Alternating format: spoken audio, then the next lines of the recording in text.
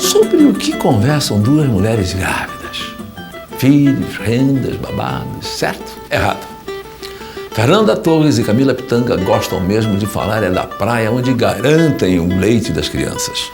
O teatro, o cinema e a televisão. Mas de volta à gravidez, 2 esclarecimentos. O filho da Fernanda veio ao mundo em abril e a filha da Camila acabou de chegar. Com vocês, as mães de Antônio e Antônia. Vamos lá, para ou ímpar? Par. Ímpar. Vai. Mas peraí, quem ganha começa? Quem ganha começa. Tá bom. Ímpar. Dolaci, Já. Pronto, então vou Você começar. começa.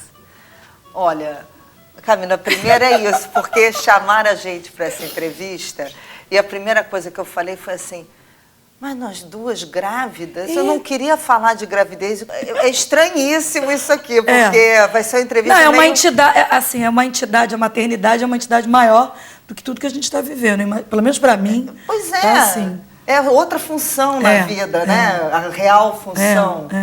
E aí a gente vai ficar aqui fingindo que não tem mais 2 pessoas aqui. Mas aí, ó só, quando falaram... Ó só, é horrível. Ó só, é fogo. Quando eu comecei a trabalhar, teve algumas coisas assim fundamentais na minha vida que me fizeram...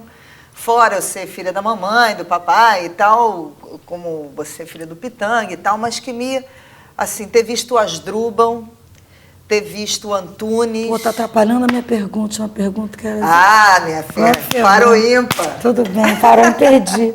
Esses 2, assim... E aí eu queria saber, porque a gente é o quê? 10 anos de diferença? Eu tô com 30. 12, né? Vamos aguentar, vamos levar isso pra casa. E 12 anos eu fiquei pensando, porque mudou muito, né? Hoje eu olho assim, as meninas, eu acho que elas querem ser modelos. Aí eu queria saber isso, o que ali... Coisas que eu vi... Quando você estava ali adolescente, que você viu e falou, não, é isso que eu vou ser. É porque, na minha experiência... A minha experiência ter sido modelo, né? Poderia. Camila. Poderia estar ganhando dinheiro, Dinheiro, muito mais dinheiro. Nova York. Pois é, essa não foi opção. Porque, na verdade, não foi uma opção.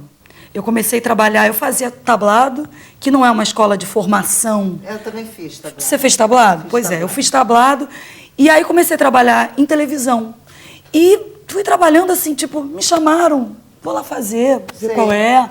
E aí eu fiquei conhecida de uma hora para outra, assim, com 15, 16 anos. Eu comecei a trabalhar muito garota. Então era uma coisa assim, eu falei, caramba, quando eu vi, eu era atriz, eu não tinha escolhido. Eu achava péssima, eu não me acho ótima nem boa, mas eu acho que eu amadureci, eu fui procurando referências, fui procurando me formar como atriz, mas eu não tinha isso antes, eu não tinha background nenhum, e já era atriz. Era vista como atriz e era vista como um nome, e eu odiava isso. Aí eu pensei, bom, o que eu faço com isso? Ou eu vou desistir, sei lá, fazer uma virada mesmo, ir para outro lugar, jogar fora... Ou eu vou, não, peraí, vou ver como é que isso pode ser legal para mim. Então, comecei a estudar, aí eu comecei a ir ao teatro, a ver o teatro, a ver pessoas, procurar essas referências, procurar uma formação. Eu não sei te dizer, mas foi muito marcante para mim ter visto vários espetáculos do Antunes. Foi muito forte para mim quando eu vi Cacilda, do Zé Celso. Foi muito marcante ver espetáculos do Gerald Thomas, o Nowhere Man. Foi um espetáculo que eu vi uma outra atmosfera, uma outra coisa que eu falava, nossa, isso é uma possibilidade. Mas estava fazendo televisão. E na televisão era muito desgostosa, assim, do métier de novela, era mesmo. E aí teve um trabalho que foi, tipo, teve um encontro, assim, na minha vida, que foi, caramba, mesmo a televisão, ela pode ser diferente. Que foi quando eu fiz Invenção do Brasil. Ah, é. Ali eu estava fazendo faculdade, que aí eu escolhi que eu ia me formar. Faculdade de quê? Eu fiz teoria teatral na Unirio. Por ali, eu já estava estudando, meio sem saber para quê, por quê, mas falei, bom, se eu tenho isso, procurar se formar. Me formar. Mas quando eu vi o Guel, aquela turma ali, né, tem uma patota, né, que tem uma maneira de lidar com um trabalho que é apaixonada e criativa. Falei, a televisão também pode ser assim. Que bom! Então, Poxa, eu me senti desafiada, era um trabalho, poxa, super... Não, era um texto dificílimo, dificílimo, né? Era quase uma todo em poesia. Exatamente.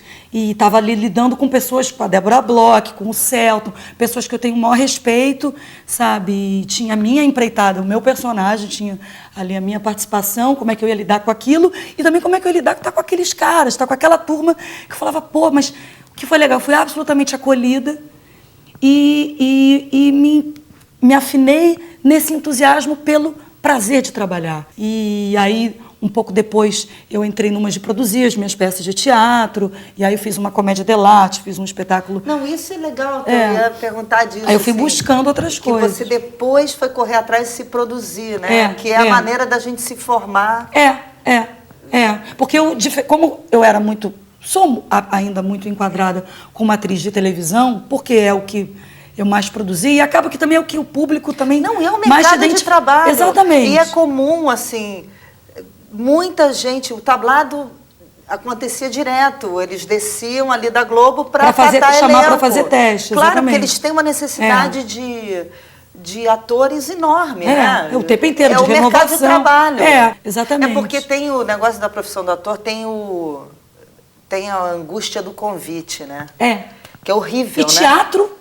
Você até tem convite, mas normalmente os convites que vêm são aqueles convites... Não, obrigada. Valeu, deixa... Pois não deu. Aquela coisa que... Não, porque teatro também ocupa muito da sua vida, não dá o dinheiro que as outras coisas dão. Tudo é uma roubada. Ou você faz porque você... necessita, né? E para mim, o teatro, assim, ainda que eu não tenha tido uma grande experiência, mas com o Arlequim eu fiquei 4 anos. Não, mas eu te identifico como uma produtora de teatro, assim, como alguém que foi... que eu tive que correr atrás. Então, aí eu vou aproveitar e vou fazer a minha pergunta, que tem a ver com isso. Que momentos chaves, que eu acho que tudo... Sempre tem os pulos. Não tem os pulos, não tem aquela coisa que você fala, que você vê, você fala, nossa... Agora eu entendi um negócio que eu não sabia, né? Ao longo da tua carreira profissional, assim, sei lá, se tiveram esses momentos chaves... Eu tive vários, assim. Eu tinha isso, assim, eu me lembro que eu tinha complexo de não ter formação também. Sei. Porque o tablado é um lugar de despertar o interesse, mas o tablado não é um lugar que você se forma. Não. Aí eu me lembro de pegar o avião e ir para São Paulo e eu vi o Mahassad, que era o espetáculo de formação da EAD. Sim. Eu fiquei tão chocada com aquilo, nunca tinha visto aquilo. Era teatro, era produzido. Aliás, Lília Cabral... de final de curso, mas era uma coisa assim... Superprodução. Mas era uma superprodução com uma profundidade, uma Mahassad. Sei. Eu saí humilhada dali. Eu tive um pouco disso quando eu vi espetáculos eu lembro de Melodrama. Olha que engraçado. Você eu fiquei assim... Gente... Perdi. Não deu. Já perdi o bonde logo no início. Aí depois eu fui ver, eu me lembro de ver o Antunes também, que eu dizia, eu nunca vou ser ninguém, porque eu, aos 16, 17 anos, eu devia estar onde? Fazendo o Antunes. Fazendo o Antunes para aprender alguma coisa da minha vida. Como eu já não fiz, perdi. Eu vou ser uma pessoa medíocre. Então eu tinha... Mas isso é um conflito mesmo. Duro, assim. Duro. E aqui logo a TV te chama e logo você... Você deixar dispersa disso, né? E aí tinha o Manhas e Manias, que eu não conseguia entrar porque não era exercício de confiança. Como é que é? Tinha os grupos, né? Aí tinha o Manhas e Manias, que era o Debbie Bloch, André Beltrão, Zé Lavigne. Era a possibilidade ali de ter um grupo. E aí, uma hora me chamaram. Aí eu fui para fazer meio ensaio, mas isso eu já era meio de cinema, assim. Tá. Aí eu fui, era um exercício assim, que a gente ficava em roda e ficava um maluco no meio, um de nós, com o olho fechado, e tinha que correr com tudo. E a roda tinha que segurar. E chamava confiança. Quando eu vi, veio o Zé Lavigne pra cima de mim, a toda, mas ele veio assim... Como é que eu vou Eu falei assim, não! Isso aí, o Zé Lavigne... Caiu? Ele se estabacou. Eu fui reprovada. Fora do grupo, do exercício de confiança. Então, e eu vivia isso, com aquele complexo de ser... né, filha De não dos meus pertencer a nenhum pais grupo. e, no fundo, só estou aqui porque sou filha deles, aquele negócio. Aí, o Walter Lima me catapultou para fazer Inocência. Inocência. Aí aquilo foi o primeiro. Alguém me achou, né? Alguém inteligente, interessante, Legal. achou que eu tinha algo. Mas no Inocência eu também ainda era muito. Aquela coisa de cinema, assim, o cara viu algo em você, mas você não está vendo ainda muito algo em você mesma. Sei. Aí eu fui para o Marvado. O Marvada foi minha primeira experiência de grupo, só que em cinema. Sei. Era igual teatro de grupo. E aí eu desisti do teatro. Eu falei, olha, eu não quero teatro para nada na minha vida. Veio o filme do Jabor, que foi outro ficar com o Jabor numa sala. Foi um período assim... Aí ganhei Cannes também, falei, quero teatro para nada, não quero... Sou do cinema. Olha, sou pessoa do cinema. E aí o cinema acabou, né? Sempre acontece. Eu quero cinema. Eu sou do Acabou o cinema. Não, e também é isso, você se entende ali, mas depois se você vai repetindo-se ali no mesmo lugar, você não é novidade para o lugar também não é novidade para você. Eu comecei a fazer filmes um pouco piores. E aí... veio o plano Collor, que aí acabou Arrasou. o cinema mesmo. Aí eu fui fazer cinema em Portugal, no México. Aí eu comecei a virar um pouco... Sem pertencimento? Sem pertencer a lugar nenhum, meio lobo solitário. Foi ficando esquisito aquele negócio do cinema. Sei. Aí a Bia Lessa me chamou para o Orlando, que foi outro clique, porque aí... ela me ensinou a fazer teatro, assim, era grupo, era o Otávio Miller, era Cacau, Julinha Lemert, Bacaninha. era um bando de moleque, foi o meu ginásio. E aí eu descobri o prazer de fazer teatro. E aí dali veio o Gerald e me chamou para fazer lá aquela loucura com a mamãe. E aí você foi com ele? Aí eu fui com ele porque era necessidade de formação, aí, mesma coisa tua, de falar... Então é parecido, assim, porque o primeiro... virei estrela de cinema e uma hora eu vi que eu não tinha bagagem para segurar. Que fica aí fica assim, bom, agora... Eu sou isso. E então, depois de Cannes... O que você você tem para Aí é contribuir? incrível que depois de Cannes eu fui para Tijuca ensaiar 6 meses no Sesc Tijuca. E eu lembro o Jabor dizendo para mim, você tem que ir para fora, porque tinha aquele negócio de ir para fora, a Sônia Braga tinha que ir carreira lá para fora. fora. E eu dizia, eu vou para fora para onde? Aí, com o Gerald, foi bem formação, assim. Foram 4 anos que eu fui para fora, mas não para ser estrela de cinema, mas para... Para ralar numa Ralar, conhecer. A gente ensaiava muito, era uma peça atrás da outra e fazia turnê na Europa. Isso é uma escola, sem dúvida. Era isso. E a própria formação da cidade, e eu lembro que eu comprei um computador e comecei a escrever, comecei a botar ideias e... projetos que depois vingaram. E aí, quando eu voltei, veio 5 vezes Comédia, que eu me reencontrei foi com... essa peça que trouxe você para cá? Não. Você já trouxe para cá porque acabou o projeto GT de vida. O pacote GT de vida acabou. Esgotou. E aí, me formei. Muito bem, e aí, como eu estava formada, os meus amigos me resgataram. Legal. E aí eu fui trabalhar com Hamilton. Teve o Comédia da Vida Privada também. Não teve foi o Comédia época? na TV, o pessoal do Confiança, do Manhas e Manias, eu reencontrei. E aí foi o clique, assim, eu voltei, eu comecei a me produzir. Fui produzir o Gaivota, Isso, é verdade. Aí fui produzir com a Deb, essa galera, são todos atores produtores. E fui trabalhar com o Luiz Fernando e o Hamilton, que eram meus ídolos do Asdrubal, eu mal podia acreditar. Legal. O clique da TV foi Os Normais, que a TV fiquei afastada, aí veio o clique dos Normais, que foi iniciativa tua? Não, foi porque o Luiz Fernando e eu, nós praticamente viramos namorados no 5 Vezes Comédia, fomos juntos. Ele curou minha dor de corno na África do Sul. Ele virou meu chapa e ele tinha um projeto dos Normais com o Fernando e o Alexandre Guel. Sei. E ele insistiu muito, ele falou, não, chama a Nanda. Legal. E aí foi o clique da TV.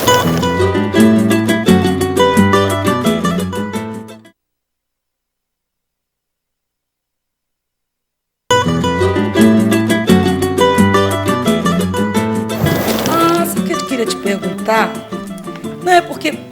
É uma outra frente que está se abrindo nos últimos anos, que pelo menos eu tenho observado contigo, que é você está escrevendo. Mas eu queria saber assim, até que ponto, sei lá, sei lá, isso foi estimulado, isso foi desde garoto, você já escrevia? Não, foi assim, eu tenho um recalque que eu não fiz faculdade, né? E eu não tenho uma formação acadêmica, não consegui ordenar as coisas que eu aprendi. E tem a ver com isso. Quando eu fui lá para Nova York é uma cidade que desperta em você um pouco a coisa de que o que você pensa pode ser importante. Então, veio disso ali do período de Nova York, do primeiro computador, de começar... Quando eu voltei, o Cláudio, meu irmão, ele não tinha quem escrevesse um roteiro de cinema. Ah, o Redentor foi um primeiro... Aí eu virei e falei, eu escrevi um curta para você, de uma conversa que tinham contado para a gente de um jornalista. Aí ele pegou e falou, vou fazer desse curto um longo. Eu falei, você enlouqueceu, Cláudio. Eu passei a ter muitas conversas epistolares por e-mail. Essa coisa do e-mail começou a praticar a coisa. Quando acabou o Redentor, eu vi que se eu ficasse pingando algo ali, em 6 anos talvez eu tivesse algo. Porque foi assim o Redentor. Eu escrevi um curta, que no fim virou um longa. Então, aí eu comecei o Deus é Química. A tua peça. A peça. E aí essa eu acho que sai esse ano. Eu estou começando a me arrepender. Por quê? Porque dá muito medo, né, Camila? Assim. Tá. E teve o seguinte também, no Casa dos Budas Ditosos, que foi outro pulo também daqueles que você perguntou, na hora de ensaiar, na verdade o ensaio da gente foi a adaptação do texto. Na verdade o que a gente ficou... Você trabalhou junto com o Domingos, a adaptação. Esse foi um ensaio, a gente Legal, sentou os dois juntos, e eu tinha uma experiência de cinema, de roteirizar. Na verdade, o negócio todo com escrita também veio desse processo de cinema, de ter que roteirizar, cortar. Aí eu fazia isso. E aí eu fiquei íntima daquele texto do Ubaldo e virei amiga do Ubaldo. Outro dia foi engraçado que o Ubaldo me mandava e-mail e eu tinha muita vergonha de responder. Como responder o Ubaldo? Medo de botar a vírgula no lugar errado. Medo de escrever. Os medos mais triviais. Né? Aquele, peripécia. Eu escrevia peripécia. Aí um dia me explicaram que era peripécia. Então, e outro dia foi engraçado que eu escrevi um e-mail longo para o Ubaldo, né? Pronto. Assim, em cascata, e ele virou e me mandou em volta assim, você não escrevia assim, você está escrevendo muito bem. Eu falei, Ele me mandou gravado. Eu falei, se tivesse me mandado escrito, eu ia botar como um diploma na parede, legal, né? Claro. E aí teve isso. A amizade com o Ubaldo me ajudou muito a aprender a escrever. E eu quero perguntar para você da outra Camila Amado. Ah, que ótimo que você ter lembrado. Faz parte da sua vida, que é uma figura extraordinária. Camila E Amado. assim, é uma figura fortíssima. Fortíssima. Né? Fortíssima, que ou você entra no circuito ou você não aguenta, porque é muito intensa. Ela é uma pessoa muito intensa. E eu ia fazer uma novela, na época era belíssima.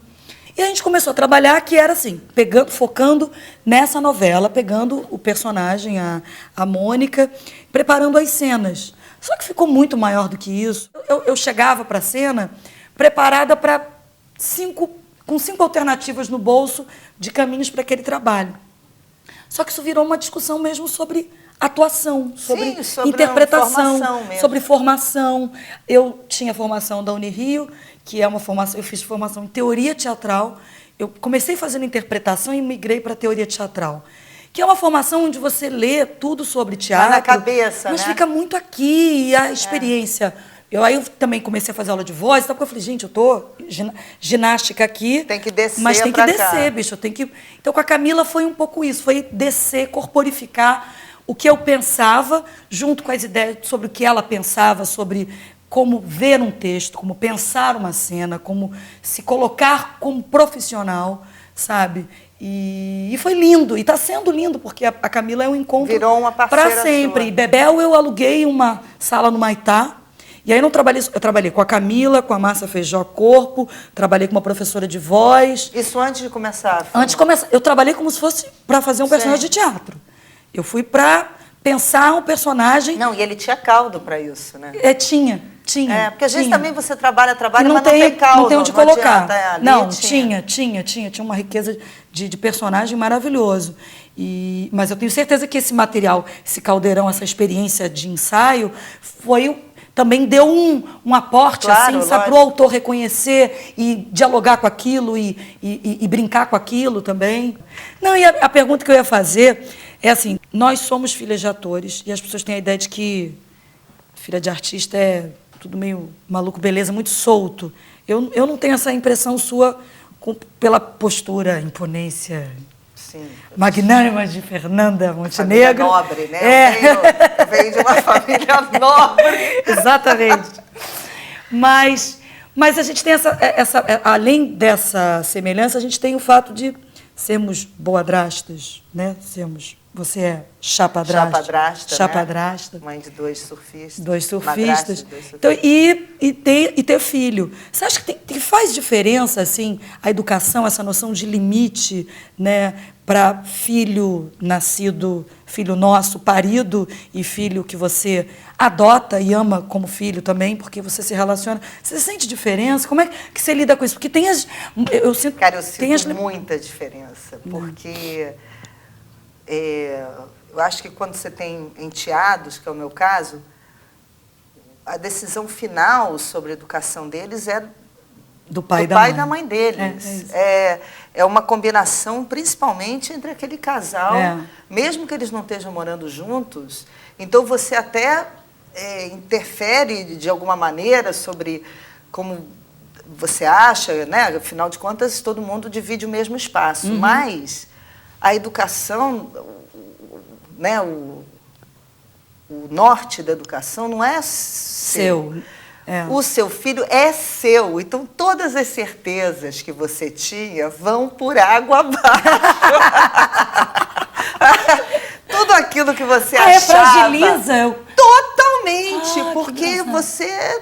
Porque não funciona como você espera. Você educa um filho tanto quanto ele... te educa. Te educa e exige que você o eduque. Sabe que meu pai sempre falou isso? De outro jeito, mãos. sem ter a ciência. E meu pai sempre falava desde pequeno, falava, ai, lá vem meu pai com esse assunto. Mas ele falava isso. Que ele também Enquanto ele aprendeu a ser pai, a ser homem. Nunca foi. E pior, hoje quando eu vejo os meus enteados com 13, 15, porque tem dificuldades assim das idades, né? Sair da infância, deixar de... Tem horas de crise que você fala, cara, não vai dar, eu não sei fazer isso. E depois eles passam e todo mundo aprende. Então, hoje eu olho assim, João e Pedro com 13, 15, eu acho que está tudo certo, sabe? E agora é engraçado, porque eu tinha muitas certezas do que eu achava, do que era o certo, o errado. E agora eu vou ter outro filho, eu estou partindo do... Parte do zero não é parte do zero. Uma vez que você já tem o seu filho, você acha que parte do zero? Não, eu acho que você fica menos... Aliás, eu acho que é bom ter outro filho até para salvar o primeiro da obsessão sobre ele, né? Sim. Mas eu acho que eu vou mais humilde para esse. Você entra mais humilde. Legal. Aguarde, Camila. Verdade, verdade. Agora eu vou tirar aquela fotinha. Fotinho? Para aproveitar a maquiagem escura.